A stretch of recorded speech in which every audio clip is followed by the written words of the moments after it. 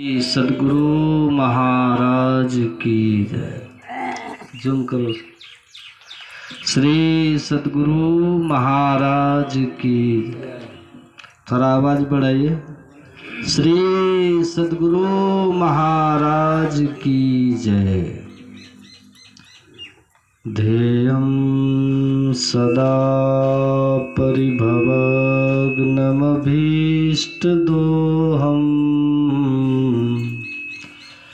तीर्थास्पदं शिवविरञ्चिनुतं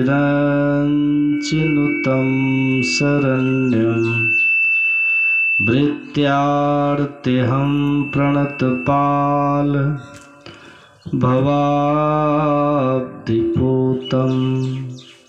वन्दे महापुरुष ते चरणारविन्दम्। रविर्वाह्युतमो हन्ति स्वान्तर्ध्वान्तं महागुरु तस्मात् मे हि गुरुं वन्दे हृदयस्थ दिवाकरम्। तस्मात् मे हि गुरुं वन्दे हृदयस्थ दिवाकरम्।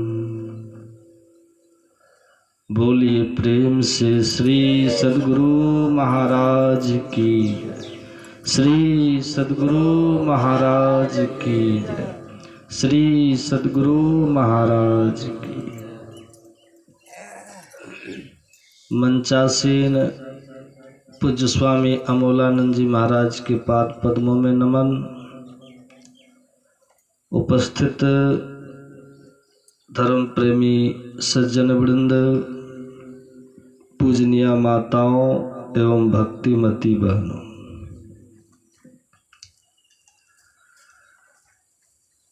पूरब पुण्य प्रकट भयो सत्संग के बीच में आए पड़ी। सौभाग्य जगे जब संत मिले, वही शुभ दिन वही शुभ घड़ी। भगवान शंकर माता पार्वती से कहते हैं, गिरिजा संत समागम सम न लाभ कछु आन, बिनु हरि कृपा न होहि सो गावहि वेद पुराण।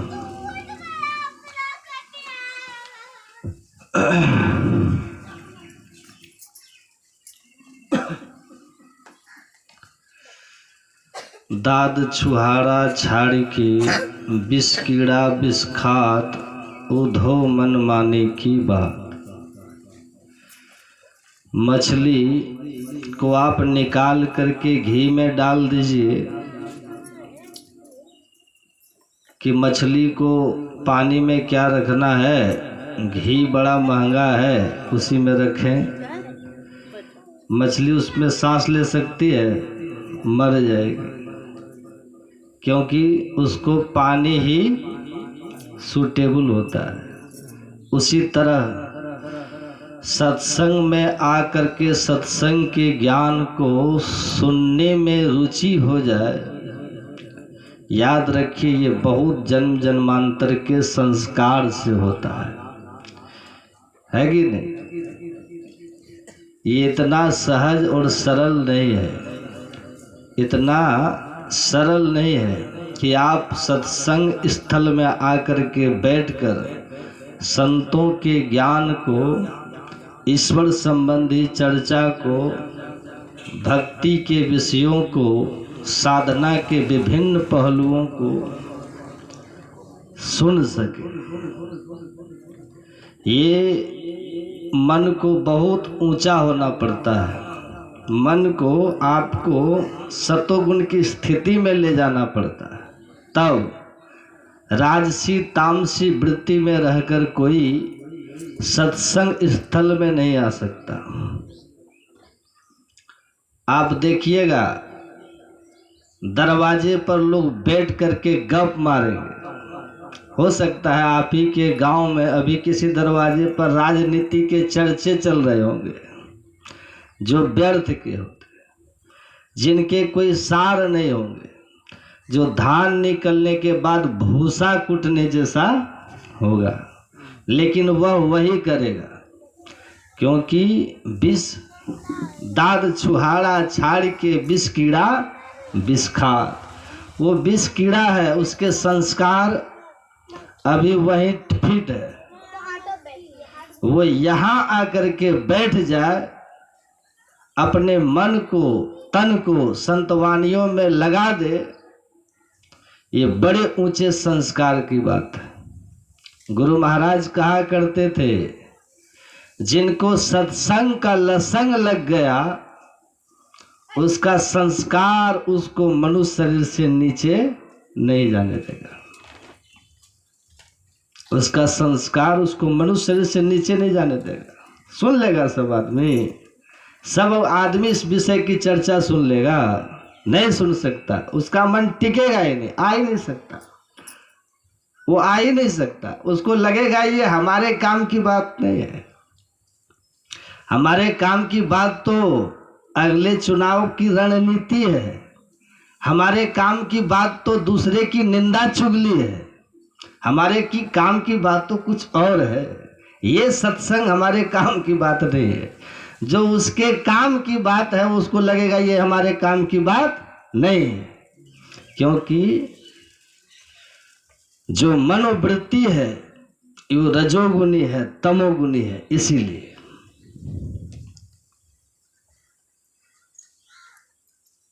आपको बहुत लोग मिलेंगे जो आपको कहेंगे कि धौ क्या है सत्संग, बेकार की चीज है। मैं कहता हूं कि ठीक कह रहे, आप ठीक कह रहे। आप जहां हैं वहां ये सत्संग बेकार ही लगेगा, क्योंकि आपकी मनोवृत्ति वैसी है। आपके जो संस्कार है तमोगुणी है, उसके लिए तो बेकार ही लगेगा सत्संग, सद्ज्ञान। अब हम टोकरी में हीरा लेकर कहें कि ले लो रे कोई हीरे मोती, संत लुटावे गली गली, तो संत तो हीरे मोती गली गली लुटा रहे हैं, लेकिन संस्कारों की पूंजी ही नहीं है जेब में, तो खरीद कैसे लोगे? तो आपको तो बेकार ही लगेगा ना। आप तो बात करोगे महाराज मछली वछली है तो चर्चा करो, है कि नहीं? क्योंकि आपके पास तो उतना ही पैसा गांठ में है, जेब में है। तो ऐसे नहीं कहा पुंज बिनु मिले ही न संता। पुण्यों की पूंजी जब जमा होती है, संस्कार बनता है, तब जाकर के सत्संग में लोग आ पाते हैं और मन लगता है। ऐसे नहीं कह दिए संत कपिल मुनि अपनी माता देवहूति को कहते हैं, माँ ये सत्संग और संतों के संग के प्रति जो प्रेम उपजता है, सदग्रंथों के ज्ञान, ईश्वर के ज्ञान में जो हमारा प्रेम, हमारा मन रमता है, ये इतना सहज नहीं है। प्रसंग मजरंग पासम आत्महन कवियो विदुहु, सौ एव साधु सुकृतो मोक्ष द्वारम अपावृतम। हे माँ, जब किसी के हृदय में संत महात्माओं के प्रति, उनके ज्ञान के प्रति प्रेम उमड़ता है, तो समझो कि उसके लिए मोक्ष का द्वार अब खुलने ही वाला है। मोक्ष का द्वार खुलने वाला है। कौन कह रहे? संत कपिल मुनि। तो मोक्ष का द्वार खुल जाए, ऐसी अवस्था है जब हमारी मनोवृत्ति सत्संग में लग जाती है, अच्छा लगने लगता है। सौ एव साधु सुकृतो, लेकिन वही जब संसार में वो वृत्ति संसार में रमता है, सत्संग उसको अच्छा नहीं लगता, बेकार लगता, तब क्या होगा? तो कहते हैं कि आत्महन कवियो विदु पासम, वो और अपने ऊपर बंधनों को मजबूत करता है। माइक बंधनों को वो और मजबूत कर देता है, जिससे हम और नीच से नीच योनियों की ओर चले जाते हैं। साधु संग की वासना जेहि घट प्रगट होय, मानुष जन्म सत्संग मिले भक्ति परापत होय। सरजूबाई कहते हैं, अगर साधु संग की वासना आ गई, चाहना आ गई, सत्संगत्वे निसंगत्वम निसंगत्वे निश्चलितत्वम निर्मोहत्वे निश्चलितत्वम निश्चलितत्वे जीवन मुक्ति। आधार क्या है? सत्संग। प्रथम भक्ति संतन कर संगा। इतना आसान है, सत्संग में लोग आ जाएंगे, अब मन लगा लेगा? बिल्कुल नहीं आएगा। मन आपका लग रहा है तो समझिए ऊपर वाले ने कृपा कर दी है और आपने बहुत संस्कार अपने जन्म जन्मांतर के जमा कर लिए, तब जाकर के लोग सत्संग में आ पाते हैं। हमने देखा आप लोगों में बड़ी खुशी है, बड़ी प्रसन्नता है। क्या नाम है आपका? गुणसागर बाबू।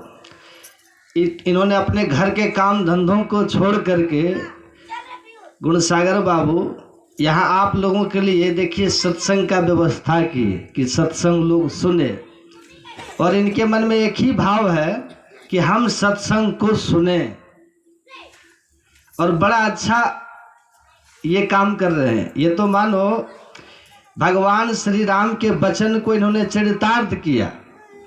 जब राम भगवान गए थे ना माता सबड़ी की झोपड़ी में, आपने सुना होगा ना, आप कई बार सुने होंगे सत्संग में ये प्रसंग। जब राम भगवान गए थे माता सबड़ी की झोपड़ी में, तो वहाँ पर भगवान ने माता सबड़ी को निमित्त बना करके कहा था कि हे सबरी, मैं तुमसे 9 प्रकार की भक्ति कहता हूँ। नवधा भगति कहो तो ही पाही, असावधान सुनु धरु मन माही। हे सबरी, मैं तुमसे 9 प्रकार की भक्ति कहता हूँ, सावधान होकर के सुनो और मेरी बातों को धारण करो। इसी क्रम में भगवान ने कहा था, प्रथम भक्ति संतन कर संगा और दूसरी रति मम कथा प्रसंगा।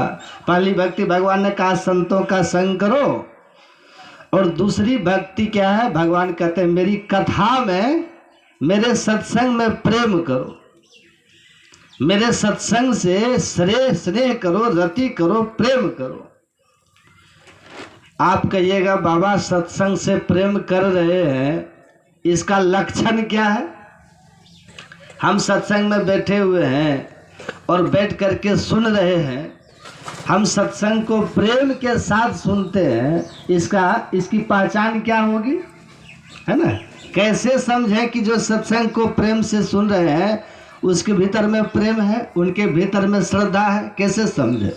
क्योंकि सत्संग में तो बहुत लोग बैठते हैं ना, सत्संग स्थल पर बहुत लोग बैठते हैं, बैठने वाले की कैटेगरी अलग अलग होती है, लेकिन जो भी सत्संग स्थल पर बैठे सबके लिए शर्त बस एक ही है कि सत्संग में बहुत श्रद्धा के साथ बैठिए, बड़े प्रेम के साथ बैठिए। तो भगवान से प्रश्न किया है कि क्या लक्षण है, हम कैसे समझें कि फलाना व्यक्ति जो बैठे हुए सत्संग में वो बड़ी श्रद्धा के साथ बैठे हुए हैं, बड़े प्रेम के साथ बैठे हुए हैं? इसका लक्षण क्या होगा? यहाँ देख रहे हैं सब बड़े श्रद्धा से बैठे हुए हैं, यद्यपि बहुत कम लोग हैं, फिर भी भाव से बैठे हुए हैं। सब इधर मंच की तरफ देख रहे हैं और आराम से सत्संग सुन रहे हैं, लेकिन इन श्रोताओं में किनके भीतर प्रेम है? इन श्रोताओं में कौन राम भगवान के ज्ञान का, उनके उपदेश का परिपालन कर रहे हैं? उनके उपदेश को कौन चरितार्थ कर रहे हैं कि हम सत्संग में बैठे तो प्रेम से बैठे हैं, कौन नहीं कर रहे हैं? इसकी पहचान क्या है? आप बहुत प्रेम से सुनिए, ध्यान से सुनिए, मैं आपको सुना रहा हूँ।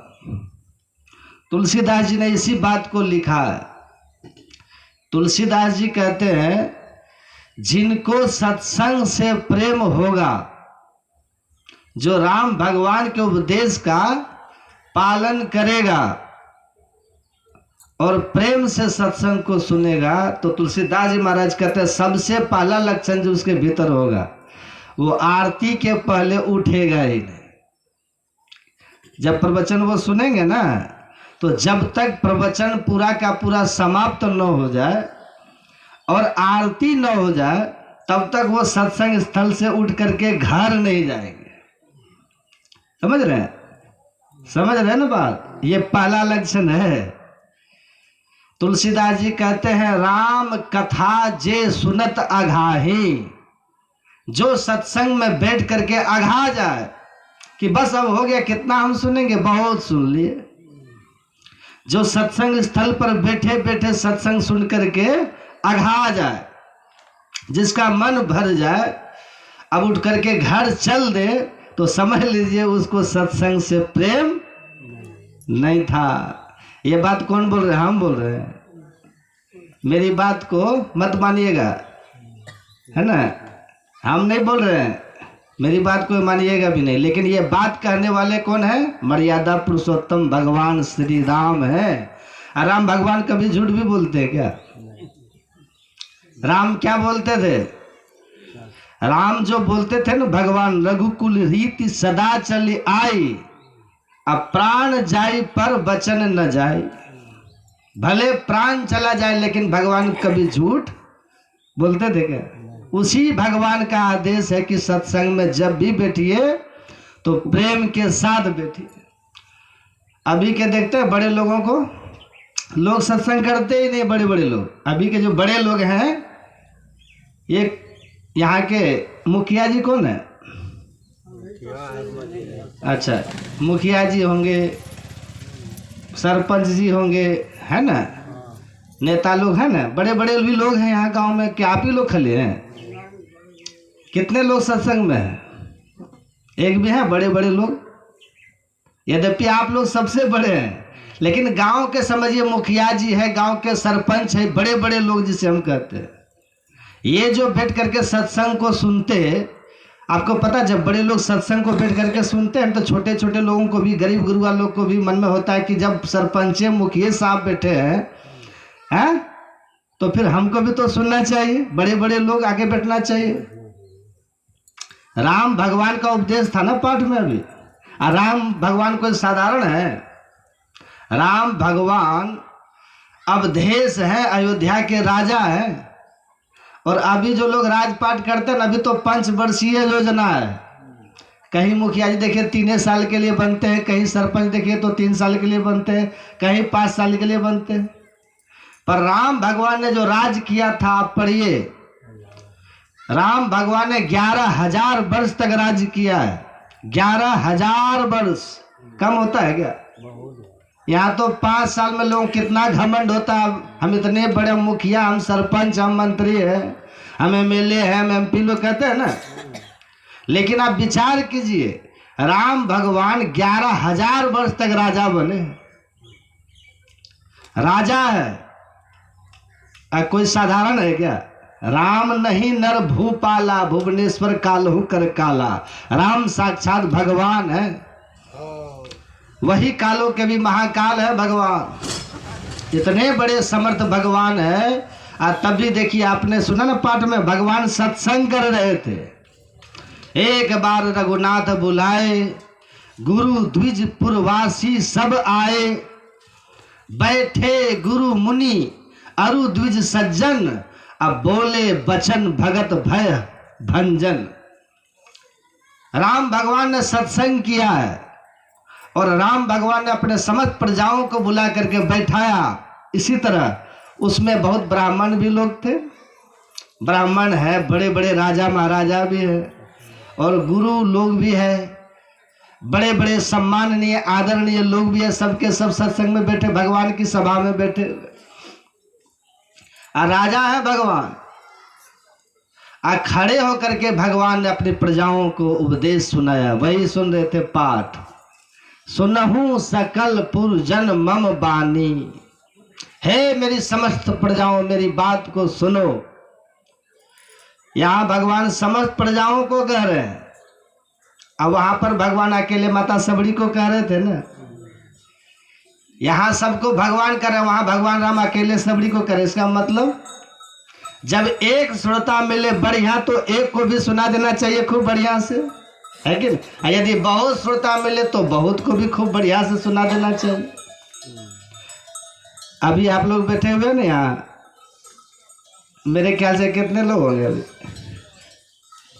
कम ही लोग हैं ना, कम ही लोग हैं, कम श्रोता, तब भी देखिए सत्संग हो रहा है ना। आपको ये भी पता होगा नवगछिया की धरती पर अभी 18, 19, 20 फरवरी को यही अखिल भारतीय हुआ ना। अखिल भारतीय की भीड़ को आप लोग देखे कितने भीड़ हुई थी? लाखों की भीड़ हुई थी, लाखों। वहां भी सुनाने के लिए कुप्पा घाट से और भी कई कई जगह से महात्मा लोग आए थे, आचार्य श्री भी गए थे और भी बड़े महात्मा लोग गए थे ना। तो जब लाखों की भीड़ हो तब भी वही सत्संग का ज्ञान सुनाते, और इसलिए भगवान ने समस्त प्रजाओं को बुला करके ये ज्ञान सुनाया। और जहाँ कम लोग हो वहाँ भी ज्ञान की चर्चा, ज्ञान होगा वही, भले भीड़ कम हो कि भीड़ ज्यादा हो, ज्ञान वही होता है। तो यहाँ पर बड़ी कम भीड़ है। अब भगवान राम जहाँ प्रवचन किए वहाँ बड़ी भीड़ थी, वहाँ पर भगवान कहता है सुनहु सकल पुरजन मम बानी, है मेरी प्रजाओं मेरी बानी को, मेरी बातों को सुनो। और भगवान कहते हैं सुनिए, सोई सेवक अरु प्रियतम मोरे, वही मेरा सेवक होगा और वही मेरा सबसे प्रिय होगा जो मेरी बातों को मान लेगा। और नहीं मानेंगे तब क्या होगा? यदि मान लिए तो भगवान के प्रिय हो गए, और नहीं मानेंगे तब उसके लिए भगवान कहते हैं तिनकर काल रूप में भ्राता। भगवान कहते हैं उसी के लिए मैं काल बन जाता हूँ। जो मेरी बातों को नहीं सुन करके, मेरे आज्ञानुसार मेरे आदेशानुसार नहीं चल करके मन मतंग कर्म करते रहते हैं, मन मत होकर के कुछ से कुछ करते रहते हैं, अशुभ कर्म करते रहते हैं, तो भगवान कहते हैं उसके लिए मैं काल बन जाता हूँ और शुभ और अशुभ कर्म फलदाता, और उसको मैं सभी उनके कर्मों का फल भुगतवाता हूँ। और उस समय जब वो रोता है तो उसके आंसू को पोंछने वाला नहीं होता। इसलिए भगवान कहते हैं अभी जो मैं कह रहा हूँ उस बात को बहुत ध्यान से सुन लीजिए।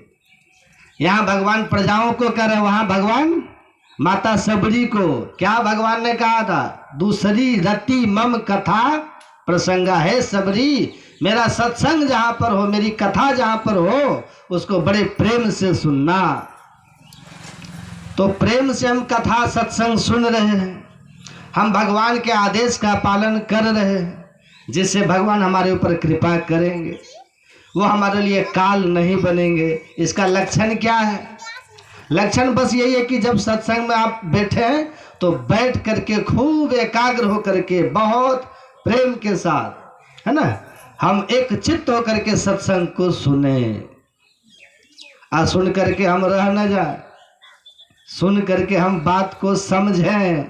वही भगवान कहते हैं सुनहु सकल पुरजन मम बानी, है मेरी प्रजाओं मेरी बात को, मेरी बानी को सुनो। आपको पता है जो सुनते हैं वही समझते हैं, है कि नहीं? और जो समझेंगे वही करेंगे, और जो करेंगे वही पाएंगे। जो सुनेंगे ही नहीं तो फिर समझेंगे क्या, और जो समझेंगे ही नहीं तो फिर करेंगे क्या, और करेंगे नहीं तो फिर उनको मिलेगा क्या? इसलिए सबके मूल में क्या है? सुनिए, और सुन करके रह मत जाइए। जो बात को सुनिए ना उसको समझिए। अब बिना समझे कुछ होगा?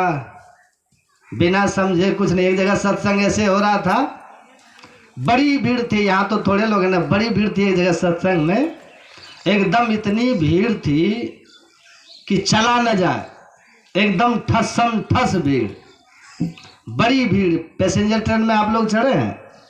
कितनी भीड़ होती है, वैसे ही भीड़ थी। अब उसी भीड़ में एक बूढ़ी माता जी आई मोबाइल लेकर के, कहाँ से कहीं से मोबाइल लेकर के बूढ़ी माता जी घुसी, अब भीड़ को चीरते फाड़ते बीच में जाके बैठ गए माता जी। उनको कोई फर्क नहीं कि इतना श्रद्धा से इतना प्रेम से लोग सुन रहा है, हम किसी को बाधा न करें। माताओं को ज़्यादा ये सब टेंशन नहीं रहता, कब यो उड़ जाती, कब यो घुस जाती है, कब यो भीड़ में घुस जाएगी। वो बूढ़ी माता जी मोबाइल लिया, बड़ा सा मोबाइल लेकर के भीड़ में घुस गई, अब बीच में जा करके बैठ गई। कभी इधर देखे कभी उधर देखे, कभी मोबाइल टिप टाप करे, कभी उससे बात करे, कभी उधर कानाफूसी करे सत्संग। अब न खुद वो सुने न किसी को सुनने दे। लोग कितने श्रद्धा से बैठ करके सुन रहे थे। वो बूढ़ी बस 10 मिनट तक बैठी, बात को ढंग से सुनते तब ना आराम से बैठते। भगवान कहते दूसरी रति मम कथा प्रसंगा, प्रेम होना चाहिए, उसको तो प्रेम था नहीं सत्संग से। इधर देखे कभी उधर देखे, कभी इधर झाके कभी उधर झाके, वो मोबाइल कभी टिपे कभी इधर कभी उधर, वो करते रहे 10 मिनट में। 10 मिनट तक बूढ़ी बैठी माता जी, आउट करके वहाँ से चल दी। उधर जब गए मैदान में तो उधर कुछ लोग थे, कहा माता जी कहाँ गए थे, कहा रे कहाँ जाएंगे, सत्संग में गए थे। तो सत्संग को सुने माता जी, हाँ सुने। क्या कहा सत्संग में, सुनाइए तो। करे क्या कहेगा बाबा, पता नहीं कहाँ से आ गया। बाबा कह रहा था दिल्ली में कुत्ता बीमार है। दिल्ली में कुत्ता बीमार, ये कौन बात है। कुत्ता बीमार तो कहीं भी हो सकता है। चलो बाबा से पूछते, इतना इतना हजारों हजार का खर्च किया, यहाँ पर के भगवान की कथा सुनानी चाहिए, ये दिल्ली में कुत्ता बीमारी कौन प्रवचन करता। चलो पूछते बाबा से। बूढ़ी भी साथ आई, और चारों पांचों जो युवक सब था ना, अब तो युवक को जानते हैं कैसा होता है, युवक तो युवक होता है, उनकी अपनी अलग मस्ती होती है। बाबा के पास आया, बाबा से कहते हैं बाबा आप क्या सब बोल रहे थे, दिल्ली में कुत्ता बीमार है। तो बाबा कहते नहीं हम तो ऐसा नहीं बोल रहे थे, हम ऐसा नहीं बोले थे। तो बूढ़ी बगल से कहते आप बाबा होकर के झूठ बोलते हैं, इसलिए बाबा बने आप हैं। बाबा बन गए हैं, दाढ़ी बढ़ा लिए, गेरुआ कपड़ा पहन लिए, घर द्वार छोड़ दिए, बाबा बने हैं। बाबा बन करके झूठ बोलते, शर्म नहीं लगता है आपको। पता है जब ऐसा बात कोई कहता ना कि बाबा बन करके बाबा का झूठ बोलते हैं, कहने बड़ा मन लगता है कहने वाले, लेकिन बाबा का कलेजा करता है, ऐसा नहीं बोलना चाहिए। आप ऐसा कहिएगा ना, साधु महात्मा को तो तकलीफ होता है, दुख होता है। अब बूढ़ी कहती है बाबा हो के आप झूठ बोलते हैं। बाबा ने कहा माता जी हम कहाँ झूठ बोलते हैं, हम कहाँ झूठ बोलेंगे। बूढ़ी कहती हम अपने कान से सुने आप बोल रहे थे दिल्ली में कुत्ता बीमार है। अब आप बरगलाते हैं, झूठ बोलते हैं। अब युवक सब कहता कहिए बाबा ये बूढ़ी माता जी है, 70 साल इनकी उम्र लगभग हो रही है, ये झूठ बोलेगी। आप बाबा बेचारे परेशान, हम तो ऐसा कभी बोले नहीं प्रवचन में। आप बाबा बड़े एकाग्र होकर के एकदम शांत चित्त होकर के याद करने लगा, आखिर में बोला था क्या। जब बहुत एकाग्र हो गए, शांत हो गए, तब बाबा को याद है, अरे हमने ये कहा था कि दिल्ली में कुतुब मीनार है, हमने ये कहा था, हमने कहा था दिल्ली में कुतुब मीनार है। अब बूढ़ी ने सुन लिया दिल्ली में कुत्ता बीमार है, थोड़ा सा फेर है बस। इसलिए भगवान कहते हैं रति प्रेम के साथ सुनिए, सुन करके समझिए। ये नहीं कि वक्ता गए का श्रोता गए बह, तब होगा। तो सत्संग से हमको प्रेम है, इसका लक्षण बस यही है कि जो सत्संग में बैठेंगे तो बिल्कुल प्रसन्न होकर के बैठिए। सब बाहर के चिंता टेंशन को छोड़ दीजिए और बैठिए, और बैठ करके बड़े भाव से सुनिए, और सब बात को सुन करके समझते हुए जाइएगा। वो होता असली श्रोता। ऐसे श्रोता को सत्संग से बहुत लाभ मिलता। अब आप विचार कीजिए, जब श्रोताओं को सत्संग में बैठने से लाभ मिलता है तो सत्संग स्थल कितना पवित्र होगा, और जो करवा रहे हैं उनको कितना लाभ मिलेगा। भगवान शंकर चले जा रहे थे, नंदी पर सवार, पार्वती भी साथ में थी, तो भगवान ने 3 जगह को प्रणाम किया। कितना?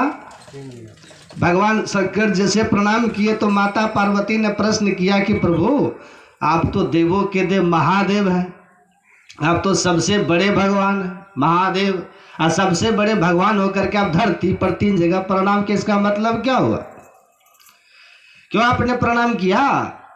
तब भगवान शंकर ने कहा कि सुनो देवी, कारण है। क्या कारण है?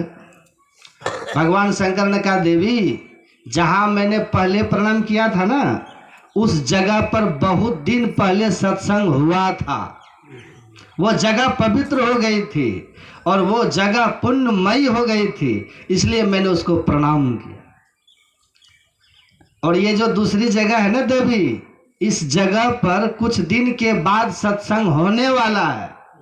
लोगों ने यहाँ पर ध्वजारोहण किया है, ध्वज गाड़ा है, यहाँ पर लोगों ने संकल्प लिया है कुछ दिन के बाद यहाँ पर सत्संग होने वाला है। तो लोगों ने जो संकल्प लिया ना कि हम सत्संग कराएंगे, संकल्प लेने मात्र से स्थान भी शुद्ध हो गया है, इसलिए मैंने यहाँ भी प्रणाम किया।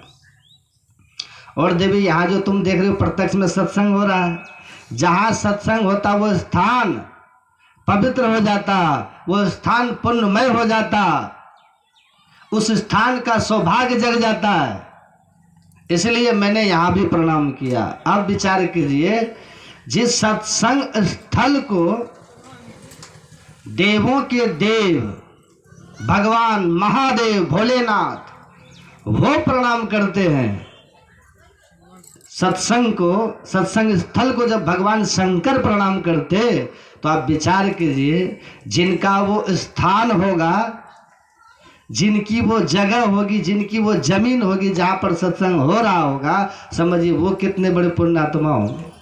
हाँ, जो करा रहे होंगे। देखिए, मानव का शरीर हमको तो मिला है, कब हूँ करी करुणा नर देही, कभी कालीश्वर कृपा करके इस जीव को, हम लोगों को ये मानव का तन दे देते हैं जब उनकी कृपा होती है। ईश्वर कृपा करके इस जीव को मानव का तन दे देते हैं, लेकिन मानव का तन मिलना कुछ और बात है, अब मानव के तन में रह करके मानव बनना ये कुछ और बात है। अब मानव का शरीर है हमारा कैसा है, रोज हम लोग गाते हैं, क्या आरती में गाते हैं ना रोज हम लोग, गुरु महाराज ने हम लोग को रटवा दिए, आरती तन मंदिर में कीजिए। तन का मतलब क्या होता है? शरीर, जो अभी हम लोग को शरीर मिला है। आरती तन, ये जो शरीर हम लोग का है कैसा है? मंदिर के समान है। बिंदु नाद महालिंगम शिव शक्ति निकेतनम देहम शिवालयम प्रोक्तम सिद्धम सर्वदेहनम। ये मानव का तन कैसा? शिवालय है। ये मानव का शरीर हमारा कैसा है? देहम विष्णुवालयम प्रोक्तम सिद्धम सर्वदेहनम। ये मानव का शरीर हमारा ठाकुर बाड़ी है, विष्णु मंदिर है। ये भगवान शंकर का वचन है। हमारे गुरु महाराज का तो शरीर हमारा मंदिर है, लेकिन मंदिर बना करके रखिएगा तब ना मंदिर रहेगा। मंदिर बना करके रखते हैं।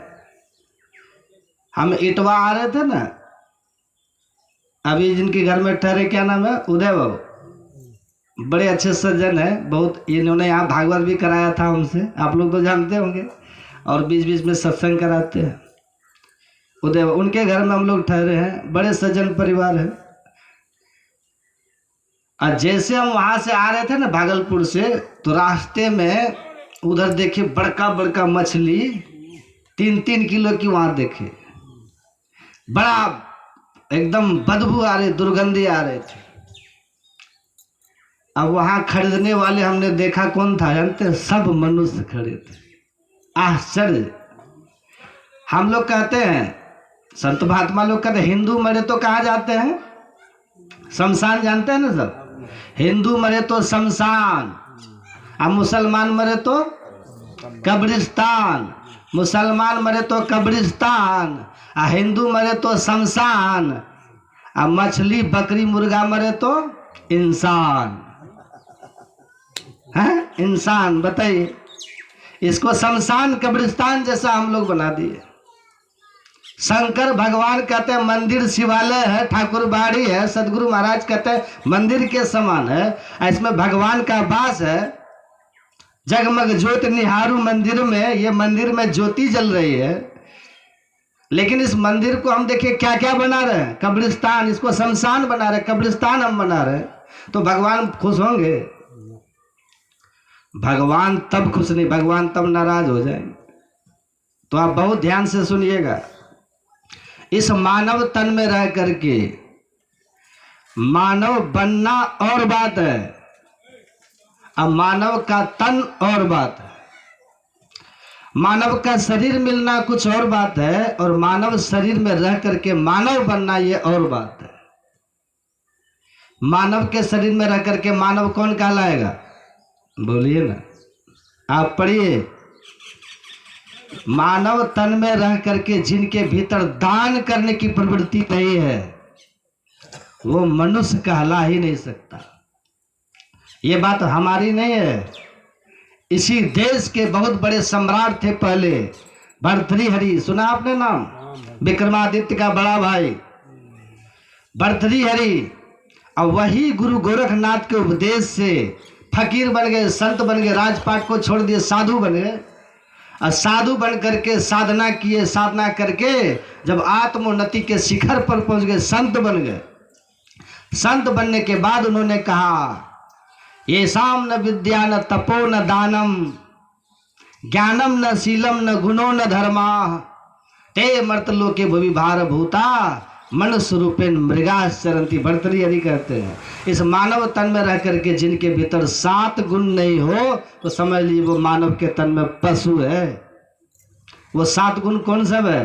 तो पहला सुनिए, विद्या, विद्या, तपस्या, ज्ञान और शीलता, धर्म, गुण और दान। दान, दान आ गया ना। यदि मानव तन में कोई हो और उनके भीतर दान करने का भाव नहीं हो, तो समझ लीजिए वो मानव है ही नहीं। अभी देखिए, हमारे क्या नाम है, भूल जाते, इन्होंने देखिए यहाँ सत्संग करवाया, तो इन्होंने धन का सदुपयोग किया कि नहीं? हाँ, इन्होंने धन का सदुपयोग किया कि नहीं? धनात् धर्म ततः सुखम। धन जब धर्म में लगता है तब उस धन से सुख मिलता है। मानव तन में रह करके व्यक्ति को दान करना चाहिए, धन का सदुपयोग करना चाहिए। एक बात और सुन लीजिए, कभी किसी को धन से सुख नहीं मिलता, इस बात को नोट कर लीजिए। मान लीजिए हमारी जेब में 1 लाख रुपया रहेगा तो सुख मिल जाएगा हमको? रुपया रहने से किसी को सुख नहीं मिलता। सूत्र बना हुआ है, क्या सूत्र बना है? धनात् धर्मः ततः सुखम। धन से पहले धर्म करिए और तब उस धर्म से सुख मिलेगा।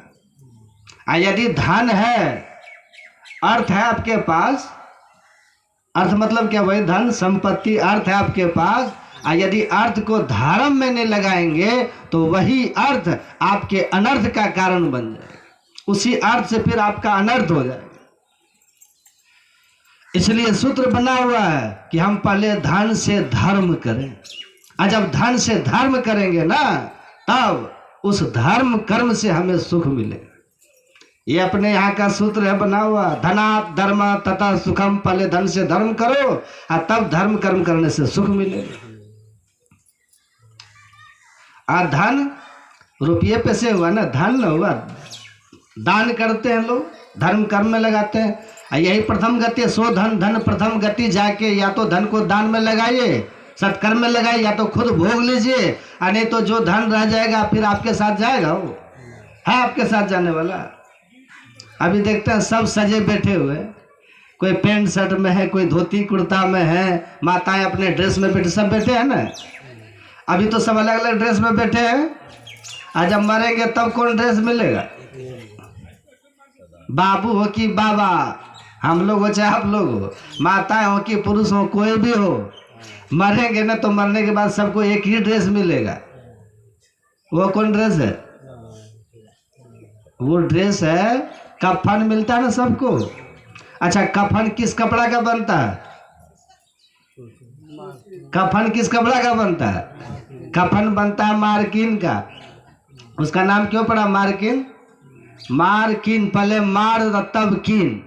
किन मतलब खरीद, पहले मार तब खरीद, मार्किन है वो। कोई जिंदा व्यक्ति अपने लिए मार्किन खरीदता है? कोई मरे, अब बाबा मरेगा तब भी मार्किन आएगा, अब बाबू मरेंगे तब भी मार्किन आएगा, मेहतर मरेगा तब भी मार्किन, अब मंत्री मरेगा तब भी मार्किन, सब जगह मार्किन ही आएगा। अब सोचिए आप लोग, मार्किन का बनता है कफन, और कफन में जेब होती है क्या? तो पैसा कहाँ रखिएगा जाने के समय?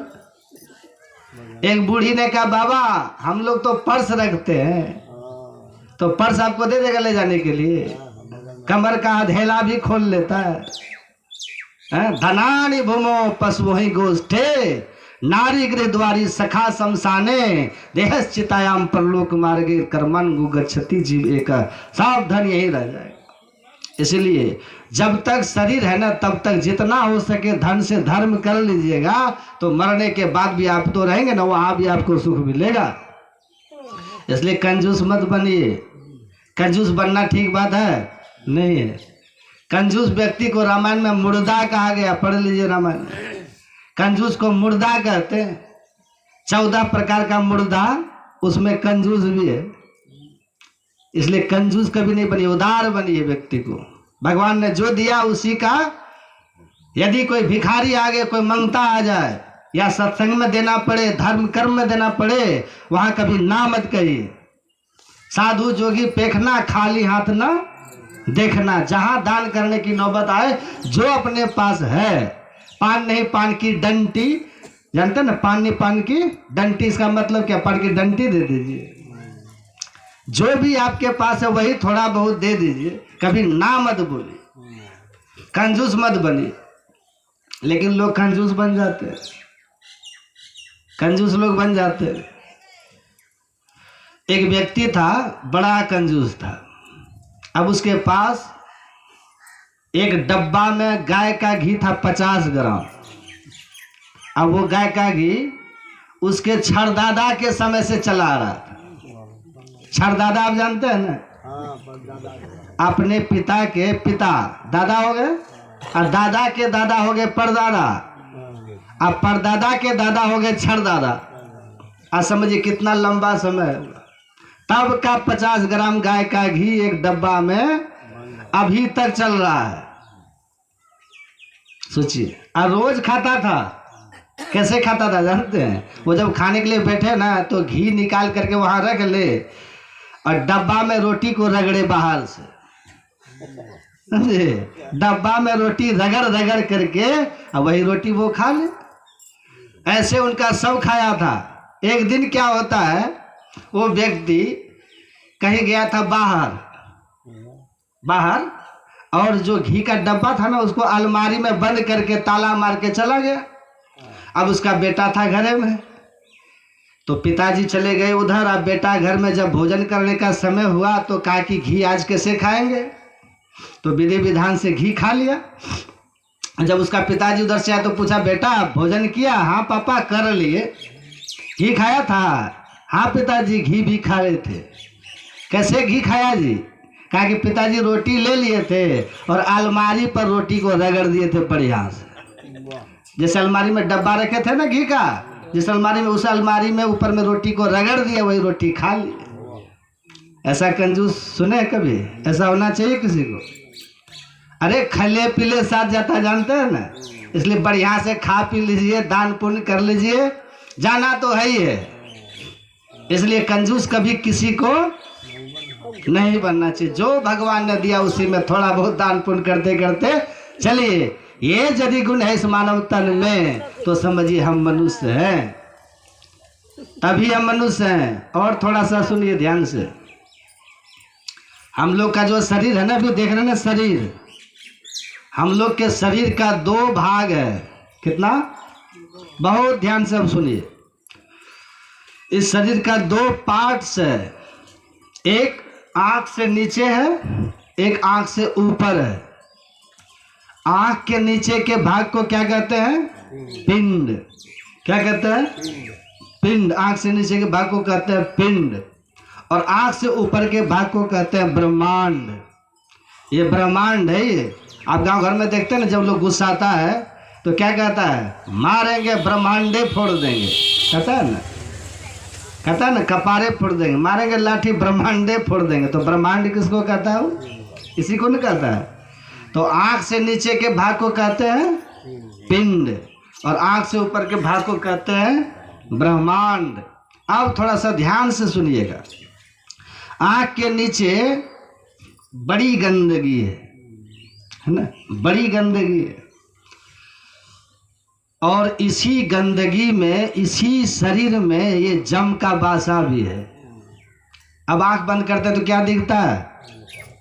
आंख बंद करते हैं, घोर अंधकार का मंडल दिखता है। ये घोर अंधकार यही पिंड भाग में, स्थूल दृश्य पिंड तोर, भरा अंधकार घोर, गुरु महाराज जी कहते हैं। आंख बंद करने के बाद जो आपको ये घोर अंधकार दिख रहा है, ये इसी पिंड में है। और अंधकार को हिंदी में क्या कहते हैं? अंधकार को हिंदी में क्या कहते हैं? तम। तम। आंख बंद करने के बाद जो घोर अंधकार दिखता है ना, इसी को कहते हैं तम। और तम क्या है? ये जब तक है तम तब तक है जम। जब तक ये भीतर में घोर अंधकार है ना, तब तक समझ लीजिए हम जम के फंदा में पड़े हुए। ये परदेश है। अब परदेश का मतलब ये जम का देश, दूसरे का देश। हमारे गुरु महाराज कहते हैं फंसी श्रुति आई यम फांसी। श्रुति मतलब क्या? हमारी सूरत। असुरत मतलब जीव भी होता है, जीवात्मा भी होता है। ये जो जीवात्मा है, अभी आप और हम लोग जो हैं, ये जम के फंदा में पड़ गए। ऐसी बात को संत कबीर साहब कहते हैं। क्या कहते हैं संत कबीर साहब? लोग संत कबीर साहब को मानते हैं, पर कबीर साहब की बात मानने के लिए तैयार नहीं है। कबीर साहब कहते हैं मैं तो आन पड़ी चोरन के नगर, सत्संग बिना जिया तरसे। वो कहते हैं सत्संग के लिए मेरा जी तरसता है। और कबीर साहब के मानने वाले सत्संग में आते ही नहीं। ये कैसे मानना हुआ? वही कबीर साहब देखिए कितना बढ़िया बात कहते हैं। कबीर साहब कहते हैं एक तो अंधेरी कोठरी। अंधेरी कोठरी किसको कहते हैं? नैनों की करी कोठरी। नैन मतलब आँख। आँख की कोठरी बनाइए कैसे? तो पुतली पलंग बिछाए। ये जो पलक है ना, इसको बिछा दीजिए, लगा लीजिए, अब वो बन गई कोठरी। नैनों की करी कोठरी, पुतली पलंग बिछा, अपने आँख की पोठरी बनाइए। कोठरी कैसे बनाइए? तो पलक को दबा करके, पलक को बिछा करके, जैसे आँख को बंद किए ना, तो समझिए कोठरी बन गई। ये बात कौन कह रहे हैं? कबीर साहब कह रहे हैं। अब जैसे ये कोठरी बन गई, आँख का पलक को बिछा दिए तो कोठरी बन गई। अब वो कोठरी कैसी है? एक तो अंधेरी कोठरी, अंधकार भरा हुआ। एक तो अंधेरी कोठरी। और सुनिए, तामे दिया न बाती हो। वहां कोई दिया जलता है? कोई बत्ती वहां जल रही है? इसका परिणाम क्या होगा? आप देखते हैं, आप लोग जो अपना घर बनाते हैं, तो अपने घर में आप लोग क्या करते हैं? रोज दिया जलाते हैं। आप रोज दिया जलाते हैं ना घर में? रोज तो दिया जलाते ही हैं। और साल में एक बार दीपावली भी मनाते हैं। दीपावली में क्या करते हैं? आप अपने घर घर में दिया जलाते हैं और संगठी की लुखाठी बना करके घर घुसते, और क्या कहते हैं? लक्ष्मी घर और दरिद्र बाहर। बाहर करते हैं ना। ऐसा क्यों करते हैं? यदि घर में अंधकार रहेगा तो दरिद्री रहेगी, है ना। और भी सुनिएगा, दीपावली में एक होता है जमदिरी। जमदिरी जलाते हैं ना लोग। दीपावली में जमदिरी एक होता है। जमदिरी जलाए? जमदिरी, उसका नाम जमदिरी क्यों पड़ा है? दिरी का मतलब होता है दीपक। दिरी का मतलब होता है दिया, दीपक। ऐसा दीपक जिसको जलाने से जम भाग जाए। लेकिन अभी तक जम भागा? वो नकली घर है। नकली घर में कितनों जमदिरी, कितनों जम दिया, कितनों दिया जलाते रहे, जम भागेगा? नहीं भागेगा। अपना घर में जलाइए। अपना घर आपका कौन है? वो अपना घर है? नहीं नहीं, अपना घर आपका ये शरीर है। कबीर साहब कहते घर तो 3.5 हाथ, घना तो 4.25, कहाँ मरावे मेरिया लंबी भी तुषार। गुरु नानक देव जी महाराज कहते घर माहे घर निर्मल राखे, पंचो धोवे काया कपड़ा, शरीर घर के समान। शरीर हमारा घर के समान है। तो शरीर जो अपना घर के समान है, इस शरीर रूपी घर में आंख बंद करने के बाद जो कोठरी बन गई, इसमें कभी दिया जलाए? ये अपना असली घर है। अब उसी घोर अंधकार में आप और हम जीवात्मा पड़े हुए, उसी घोर अंधकार में जीव का वास अभी हो गया। हमारे गुरु महाराज कहते हैं पदावली में, क्या कहते हैं?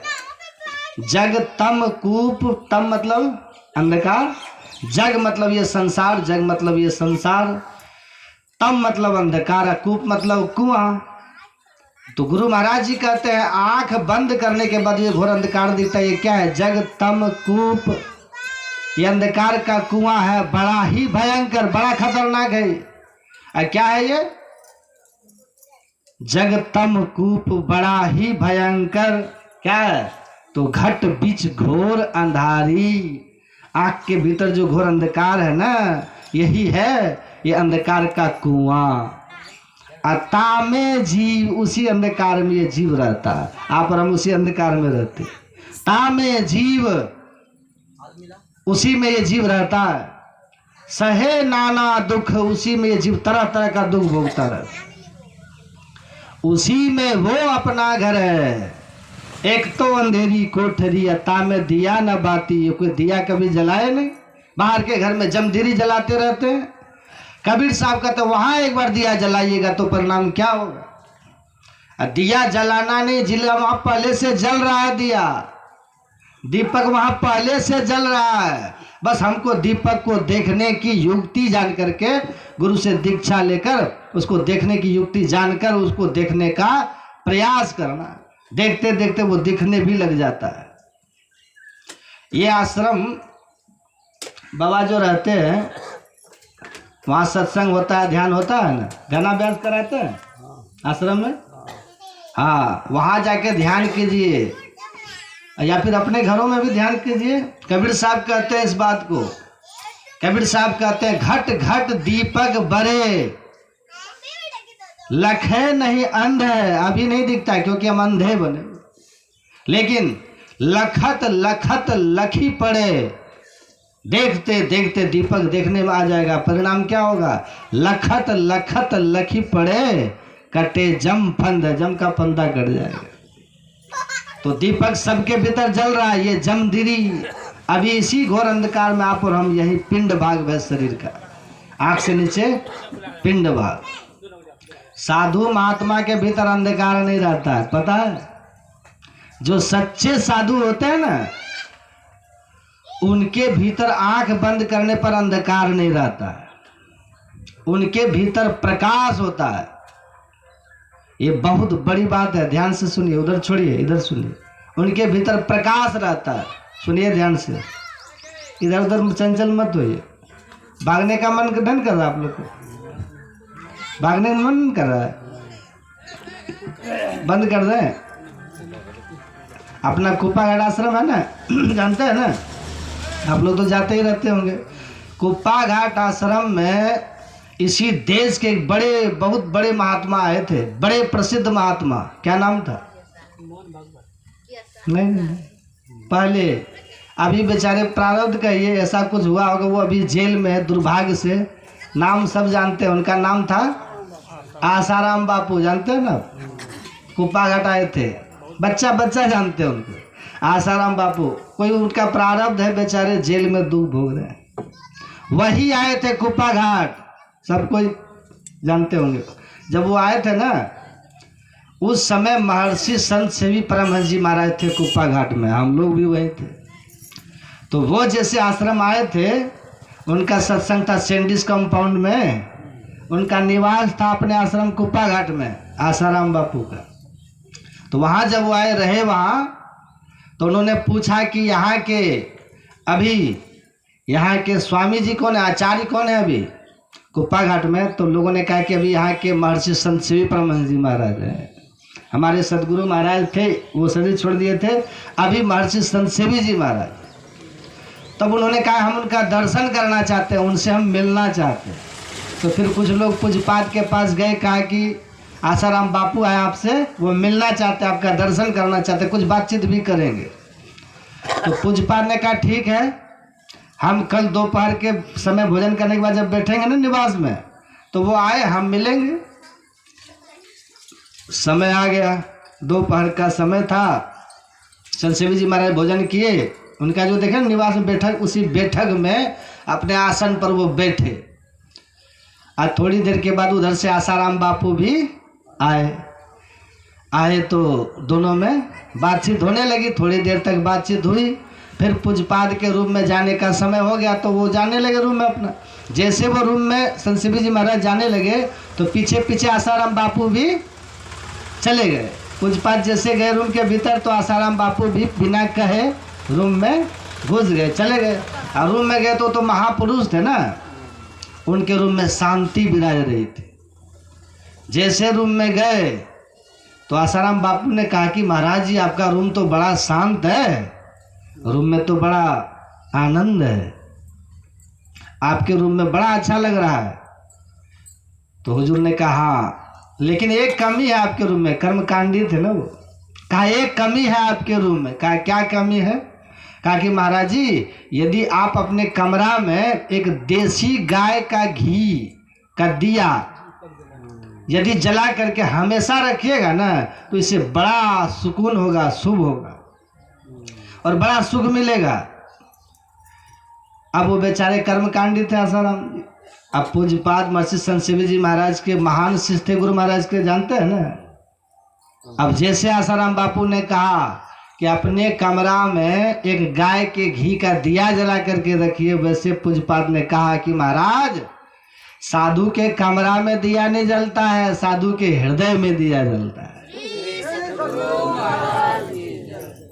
और संत कबीर साहब की वाणी सुना दी, अपने घट दिए ना बारू रे, नाम का तेल सूरत की बाती, ब्रह्म अग्नि उद्गारू रे।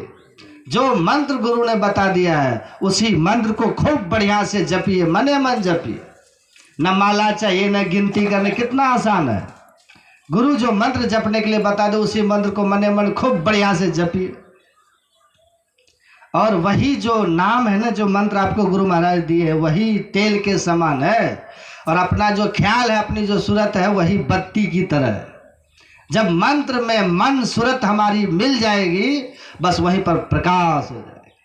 नाम का तेल सूरत की बाती, ब्रह्म अग्नि उद्गारू रे, अपने भीतर प्रकाश हो जाएगा। घट घट दीपक बड़े, लखे नहीं अंध है, लखत लखत लखी पड़े, कटे जम फंद है। हमारे गुरु महाराज देखिए क्या कहते हैं पदावली में, जो कबीर साहब कहते हैं वही गुरु महाराज भी कहते हैं। एक बात, दीपक बरत ज्योति जगमग तारे होत अपने भीतर में, चांदनी पूरन चंद्र लखत जी जुदावे रे की। सबके भीतर में दीपक का प्रकाश, तारा नक्षत्र का प्रकाश, चंद्रमा का प्रकाश, सूर्य का प्रकाश, ये दिव्य दिव्य प्रकाश से सबके भीतर है। लेकिन अभी जो आंख बंद करने के बाद जो घोर अंधकार दिखता है, ये तो जमका देश है। वही कबीर साहब कहते हैं, एक तो अंधेरी कोठरी तामे दिया न बाती हो, बहिया पकड़ जम ले चले कोई संग ना साथी हो। तो अभी जो आप और हम लोग है ना, आंख से नीचे है अभी पिंड में, और ये आंख से ऊपर का जो भाग है, ये वाला भाग, इसमें क्या है आप सुने पाठ में, वही भगवान राम अभी कह रहे थे, साधन धाम मोक्ष कर द्वारा। इसी भाग में मोक्ष का द्वार है। अब मोक्ष किसको कहते हैं? मोक्ष कहते हैं हमें ईश्वर का दर्शन हो जाए, अपना दर्शन हो जाए, ईश्वर का दर्शन हो जाए, इसी को कहते हैं मोक्ष। तो राम भगवान कहते हैं इसी शरीर में, ये जो आंख से ऊपर का भाग है ना ब्रह्मांड, इसी ब्रह्मांड में मोक्ष का द्वार है। अब उसी मोक्ष के द्वार से रास्ता गया हुआ है, कहाँ? भगवान के पास। लेकिन अभी हम लोग को पता है? अभी नहीं जानते, अभी पता ही नहीं।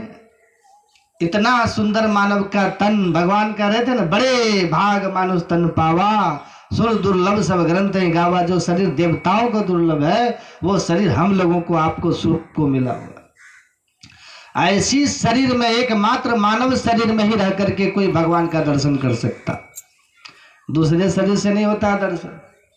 आप कहेंगे बाबा